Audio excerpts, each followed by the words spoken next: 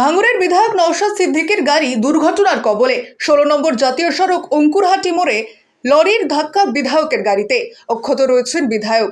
কলকাতা থেকে ফুরফুরা শরীফে নিজের বাড়ি ফেরার সময় ঘটে এই দুর্ঘটনা। বিধায়কের গাড়ির ক্ষতি হলেও অল্পের জন্য বেঁচে যান ভাঙড়ের বিধায়ক। গাড়িটার উপরে ওর গাড়ি তুলে দিয়েছিল। কি গাড়ি ওটা? ওটা কি লরিটা? আচ্ছা আচ্ছা আচ্ছা। তা কেন এরকম হলো কেন হঠাৎ? এবার তো ওকে জিজ্ঞাসা করতে হবে। এটা কি মনে হচ্ছে দাদা? এটা কি নিছক দুর্ঘটনা না এর পেছনে কিছু অন্তর্গত লুকিয়ে রয়েছে? আমি ওটা বলতে পারবো না দাদা। আমি অসত্য পথ অবলম্বনের পক্ষে কোনোদিন নয়। ওর উচিত ছিল গাড়িটা যখন দাঁড়িয়ে আছে বাঁদিকে নিয়ে টান নেবে, ওর উচিত ছিল বাঁদিকে একটু দেখা, বাঁদিকে দেখে একটু গাড়িটা চালাবে। কিন্তু দুর্ভাগ্যের বিষয় ও অত বড় গাড়ি চালাচ্ছে, বাঁদিকেও দেখে। আর সম্ভবত ও একাই চালাচ্ছে, কোনো হেল্পারও নেই গাড়িটাতে সম্ভবত। এটা কি বড় ট্রাক ছিল? বড় ট্রাক, বড় লরি, ওর পাশে কোনো মানে হেল্পারও ছিল না। তাহলে বাঁদিক দেখতে পাচ্ছেন, কিন্তু উচিত তো বাঁদিক ডান দিক বাঁদিক দেখে চালানো। ডান দিক তো নিজে দেখে নেবে, বাঁদিকটা থেকে কে দেখবে? আমার জায়গায় যদি একটা বাইক থাকতো, 4 চাকার জায়গায় এতক্ষণ স্পটে, কারণ ওর হুঁশ নাই। যখন উঠছে, হরেন দেওয়া হচ্ছে, চিৎকার করা হচ্ছে। আগেও আমরা দেখেছি গড়পা পোলেও একটা একই কেস ঘটেছিল। আমরা আশঙ্কা করছি যদি দোষী এইভাবে কিছু হয়ে থাকে, বলছি লরিটা কি এর উপর?